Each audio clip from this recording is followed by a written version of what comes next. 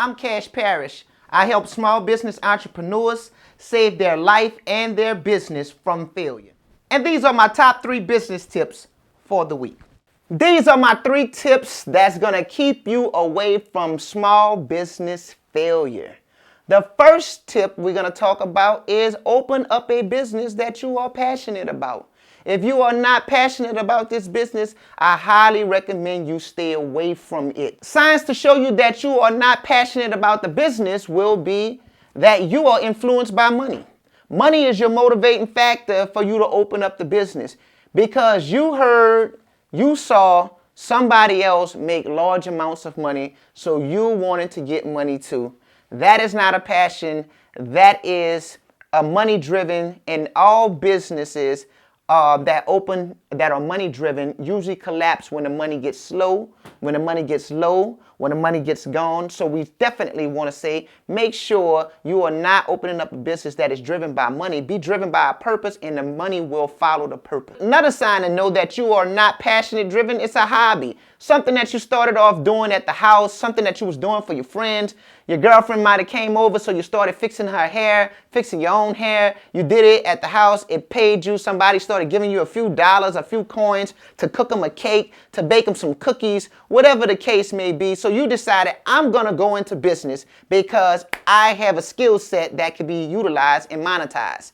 That is not passion. Do not go into a business that you know how to do but don't love doing it. You should wake up every day with a zeal, with a real desire to get out here and create that product or create that service or offer that service that you are being paid for. And once you have that business that you can monetize that way, then you'll find the passion, or you'll find the ambition to come from within you that you can pursue that business. And last but not least, signs that you are not passionate, because you have to have a purpose. Purpose will drive the passion. A reason for you to wake up every morning. You have a purpose in life with this passion. You have a purpose, and you know that you're gonna make a difference in the world, in culture, not for fame, but because you sincerely have something that must be overcome. There's a void, there's a need, and we must create the solution for it. And I'm passionate about the service and the product because I know it's mission driven.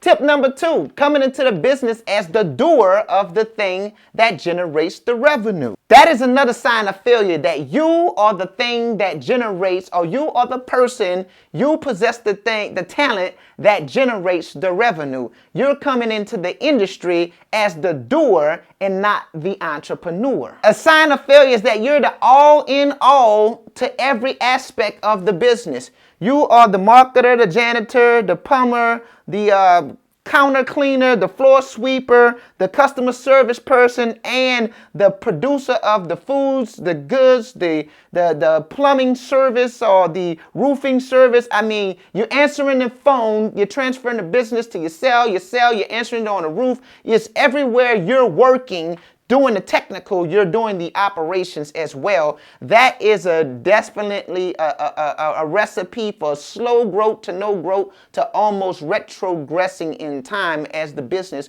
will burn you out. Another step or another sign, when you are the doer of all things, you have no objectives. You wake up every day just to go out and do it. And you wake up and wonder, where did the years go?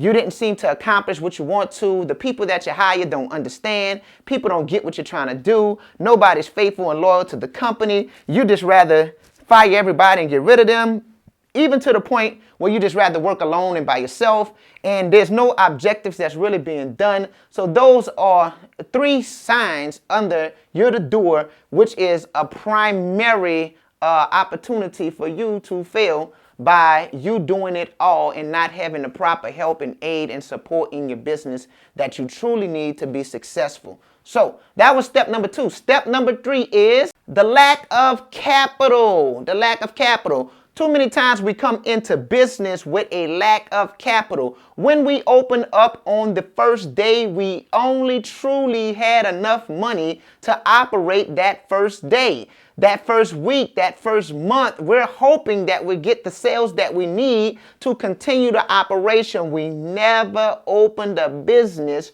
structured with enough capital to back us for said 6 months, 1 year's time. Something of that nature. We're always lacking parts and pieces of the operation, furniture and fixtures that we'll get later. We're always lacking some form of capital.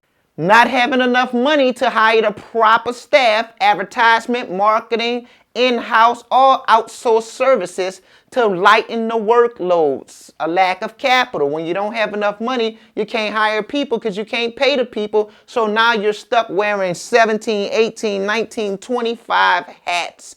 You need to lighten the load by having a financial infrastructure together and understanding how these financial reports and income statements expense statements and things, how they operate, so that way when you receive your initial investment from your investors or a bank loan, or when you save your own finances, you have enough money to carry you through the hard times and hire the proper people. The lack of capital will cause a slow growth in every facet of the business. The business will not grow because you don't have the money to power it, to put behind it, so that way we can see growth in the industry. So the lack of capital will definitely slow down your growth in branding, advertising, marketing, hiring, firing, just whatever. If you don't have enough money, you'll be too scared to fire that person who's working for less, that's not doing the greatest job, because who else am I going to get to work for that little bit? At least they give me some kind of help. You do not want to have people on your team that are not giving their A performance because you don't have the finances to pay an A performer. So again, those are my 3 tips for the day. I hope that something was said that someone can get a benefit from it. Again, my name is Cash Parrish. My business ate my life. So I'm hoping that you choose life so your business don't eat yours. You can holler at me anytime by booking me to speak at speaking engagements as well as personal business consultancy. You can find that on quintessencebusinessdevelopment.com, and the address will be posted at the bottom for the correct spelling. Again, I hope somebody benefited from this. That's all I have to say. Thank you and have a good week. Peace.